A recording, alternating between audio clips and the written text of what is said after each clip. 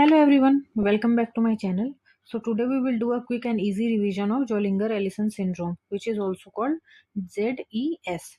So this is very important topic for exam like NEET PG, and once you understand the concept it will become very easy to remember.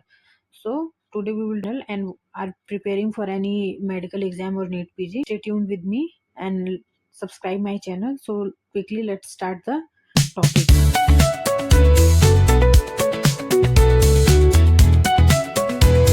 So, Zollinger Ellison syndrome, what happens in this?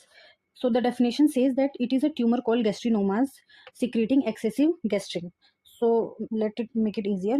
So, imagine this is a stomach, and normally what happens, there is a hormone called gastrin, and which is released in moderate amount, which helps in digestion. This is the normal procedure. Gastrin helps in digestion, but in Zollinger Ellison syndrome, what happens? There is tumor which is called gastrinoma.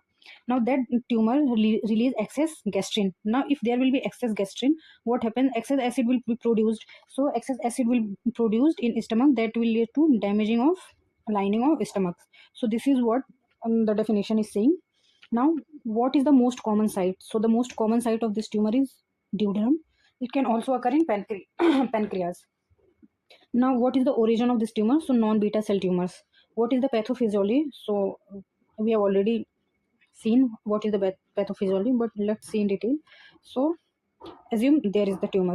Okay, this is duodenum, and this tumor secreting lots of gastrin. So, this gastrin will leads to excess acid production in stomach, and if there will be excess acid, what that will cause? This will damage the lining of stomach as well as intestinal lining. So if it will damage lining, what happens? There will be erosion of membranes, and this will ultimately lead to ulcer. So this is the pathophysiology of Zollinger Ellison syndrome. What happens?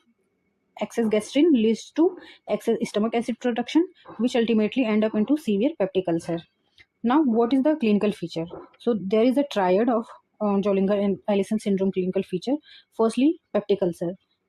Peptic ulcer often are multiple, severe or at unusual site like jejunum or any other part of intestine. It also causes secretory diarrhea. Now what happens when there is excess acid? So the high acid leads to acid inactivation, and if there will be acid inactivation, the fat will be not digested properly, and that will leads to diarrhea. Now there are multiple ulcers, so due to ulcer there will be abdominal pain. Now what is the most common complication? So due to excess acid in stomach, it often leads to gastroesophageal reflux disease. Okay, now how to diagnose this syndrome? So firstly we will do blood test. So this is the first step in which what we check serum gastrin level. Okay, so in blood report you will see increased serum gastrin. Now when you confirm that gastrin level is high, then you will proceed to provocative test, that is called secretin stimulation test. See, don't confuse, this is gastrin level and this is secretin level. Okay, so what is the difference?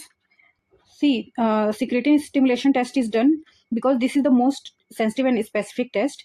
And normally, what secretin do? So secretin decrease gastrin, but in Zollinger Ellison syndrome, secretin paradoxically increase gastrin. So if gastrin rises to greater than 200 picogram per ml, the test is considered positive. Okay, so if we confirm that there is tumor or gastrinoma, so we will locate the tumor. Where is the tumor? So for that we will proceed for imaging modalities like CT or MRI or endoscopic biopsy.